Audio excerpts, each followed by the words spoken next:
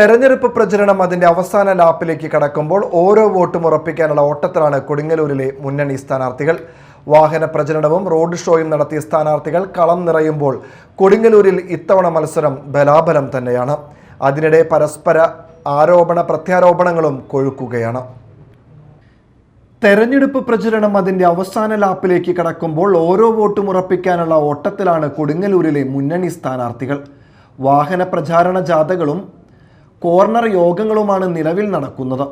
അതിനിടെ താരപ്രചാരകരും കൊടുങ്ങല്ലൂരിൽ തങ്ങളുടെ സ്ഥാനാർത്ഥികൾക്കായി എത്തുന്നുണ്ട്. UDF സ്ഥാനാർത്ഥി OJ ജനീഷിനായി ഷാഫി പറമ്പിലായിരുന്നു ആദ്യം എത്തിയത്. തുടർന്ന് മഹിളാ കോൺഗ്രസ് ദേശീയ അധ്യക്ഷ അൽക്ക ലാംബ എത്തി. വരും ദിവസങ്ങളിൽ ശശി തരൂർ അടക്കമുള്ളവർ മണ്ഡലത്തിലെത്തും. LDF സ്ഥാനാർത്ഥി VR സുനിൽകുമാറിനു വേണ്ടി PP സുനീർ അടക്കമുള്ള സംസ്ഥാന നേതാക്കൾ മണ്ഡലത്തിലെത്തിയിരുന്നു. NDA സ്ഥാനാർത്ഥി വർഗീസ് ജോർജിന്റെ വിജയമുറപ്പിക്കാൻ സാക്ഷാൽ സാബു M ജേക്കബ് എത്തിയിരുന്നു. LDF NDA സംസ്ഥാന നേതാക്കൾ വരും ദിവസങ്ങളിലും മണ്ഡലത്തിൽ സജീവമാകും. വികസന നേട്ടങ്ങൾ ചൂണ്ടിക്കാട്ടിയാണ് VR സുനിൽകുമാർ കളം നിറയുന്നത്.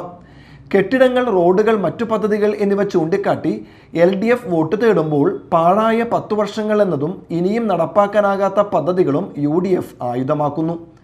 മോദി ഭരണത്തെ പരാമർശിച്ചും കിഴക്കമ്പലം മോഡൽ വികസനത്തിലൂന്നിയുമാണ് NDA 2020 സ്ഥാനാർത്ഥിയുടെ വോട്ട് തേടൽ. ഇടതു വലതു മുന്നണികൾക്ക് വികസന കാഴ്ചപ്പാടില്ലെന്ന് NDA നേതാക്കൾ ആവർത്തിക്കുന്നു. പ്രചാരണ ചൂടിൽ ആരോപണങ്ങളും പ്രത്യാരോപണങ്ങളും കടുക്കുമ്പോൾ ഒന്നുറപ്പിക്കാം, കൊടുങ്ങല്ലൂരിൽ ആർക്കും അത്ര ഈസി വാക്ക് ഓവറില്ല. നന്നായി വിയർപ്പൊഴുക്കി തന്നെ മാത്രമേ ഇവിടെ ഒരു വിജയമുണ്ടാവൂ. അത് തിരിച്ചറിഞ്ഞു തന്നെയാണ് പ്രചരണം മുന്നോട്ട് പോകുന്നതും. Media time, Mala.